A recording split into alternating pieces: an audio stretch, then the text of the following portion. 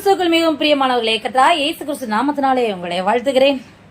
இன்றைக்கு நம்ம என்ன வேத வசனம் குறித்து பார்க்க போறோம்னா, சங்கீதம் 39:1. என் நாவினால் பாவம் செய்யாதபடிக்கு நான் என் வழிகளை காத்து துன்மார்க்கன் எனக்கு முன்பாக இருக்கும் மட்டும் என் வாயை கடிவாளத்தால் அடக்கி வைப்பேன் என்றேன்.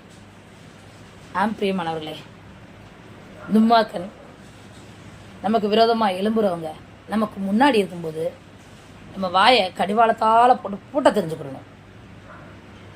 நம்ம முன்னாடி முரட்டாட ஜனங்கள் இருக்கும்போது நம்ம பதிலுக்கு பேசி பிரச்சனையை வளர்க்கக்கூடாது. விவாதம் எழும்பு முன் அதை விட்டுவிடு என்று வேதவசனம் சொல்லுகிறது. குறிப்பா பெண்கள் மறுபடியும் ஆர்குமெண்ட் பண்ணுவாங்க. தன் பக்கத்தை நியாயத்தை எப்படியாவது சொல்லணும் அப்படின்னு சொல்லிட்டு ட்ரை பண்ணுவாங்க. கணவன் கூட சண்டை போட்டுக்கிட்டே இருப்பாங்க. கணவன் அப்படி இருக்கிறாரா? நீங்க அமைதியா போங்க. கர்த்தர் உங்களுக்காக பேசுவார். அவர் மனதை தொடுவார். உங்க வாய்க்கு கடிவாளம் போடுங்க.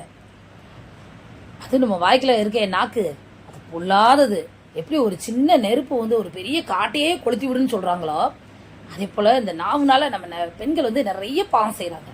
வாய்க்கு வந்தபடி அந்த எமோஷனல் ஆயிட்டனா அவங்க வாட்டுக்கு பேசி தள்ளிடுதாங்க.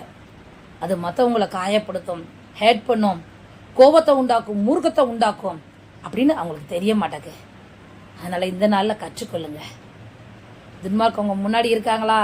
ரசிக்கப்படாத கணவர் இருக்கிறாரா?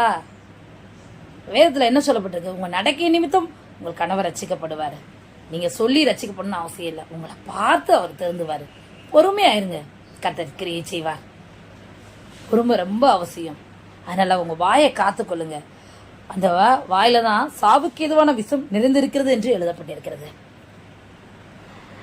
இப்படிதான் வேத வசனத்துல அபிகாயில் நாபாலை குறித்து உங்களுக்கு நல்லா தெரியும். நாபால் ஒரு முரடனா இருக்கான். ஆனா அபிகாயில் ஞானமா செயல்படுறா. தாவீதுட்ட கோபத்தை வரவழைச்சுக்கிறான் அந்த நாபால்.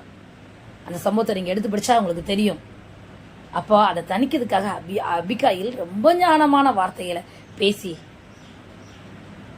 கணவர்கிட்ட கூட சொல்லாம தாவீதுட்ட போய் இரக்கத்தை தேடிக்கொள்வா. அதே போலதான் நம்முடைய வாழ்க்கையில